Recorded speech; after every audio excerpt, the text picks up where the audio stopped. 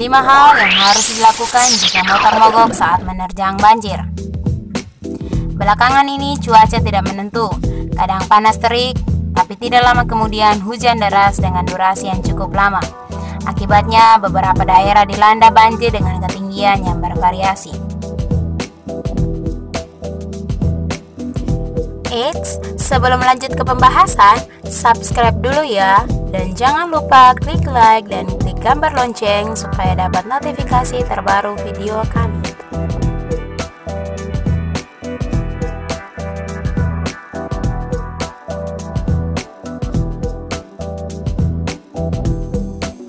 Buat sobat oto yang menggunakan sepeda motor sebagai transportasi sehari-hari, tentu tidak punya pilihan lain selain menerjang banjir untuk mencapai tempat tujuan.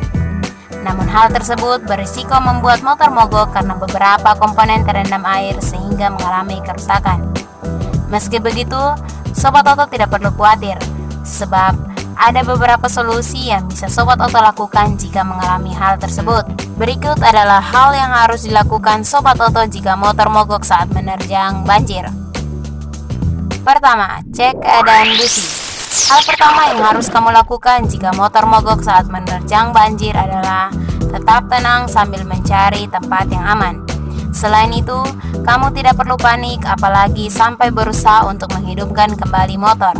Pasalnya, air yang ada di knalpot bisa masuk ke dalam mesin sehingga mengakibatkan mesin jebol dan kelistrikan bisa korsleting. Jika sudah mendapatkan tempat yang aman untuk menganalisa kondisi motor, sekarang saatnya kamu untuk memeriksa busi.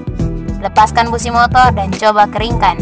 Itu sebabnya, sebagai pengendara motor, sobat oto dihimbau untuk selalu membawa kunci busi untuk mengantisipasi hal yang tidak diinginkan. Setelah sudah dikeringkan, coba gunakan kickstarter tanpa busi menancap pada motor. Lakukan selama beberapa kali dan setelah itu pasang kembali busi.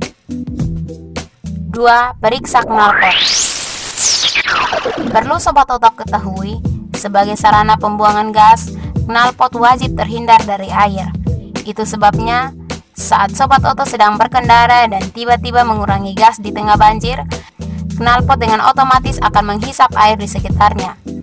Nah, hal ini jadi salah satu penyebab motor mogok. Jika hal ini sampai terjadi, langkah satu-satunya adalah sobat oto harus segera menguras atau membuang air yang masuk ke dalam knalpot. Caranya tidak terlalu sulit sobat oto, cukup standar tengah motor sobat oto dan posisikan ujung knalpot lebih rendah dari pangkalnya. 3. Periksa saringan udara. Langkah berikutnya yang harus kamu lakukan adalah memeriksa saringan udara. Umumnya setelah terendam banjir, komponen ini akan basah dan jika dipaksakan jalan maka akan membuat motor kamu berebet saat dinyalakan.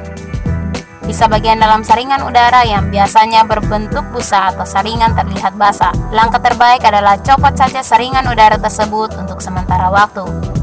Nah, jika sudah sampai di rumah, sobat oto bisa mengeringkannya dan memasangnya kembali. 4. Cek karburator. Setelah melakukan ketiga tips di atas, jangan buru-buru menghidupkan motor dulu, sebab masih ada hal lain yang harus sobat oto lakukan, yakni memeriksa bagian karburator. Namun perlu diingat, buat sobat oto yang memiliki motor injeksi, sebaiknya lewati tips yang satu ini karena motor injeksi tidak menggunakan karburator.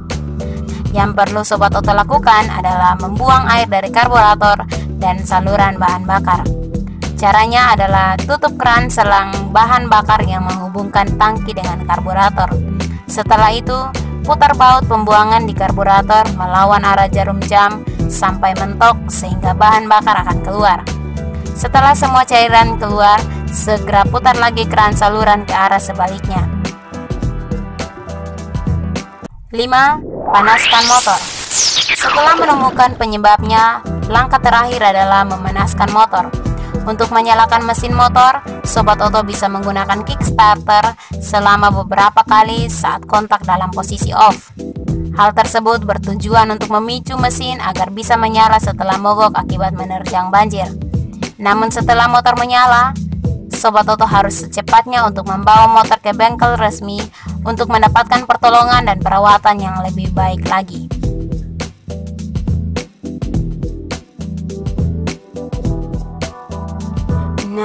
Itu tadi informasi yang dapat kami berikan. Tunggu video selanjutnya. Jika ingin memberi tips atau mengajukan pertanyaan, silakan tulis di kolom komentar di bawah ini. Terima kasih.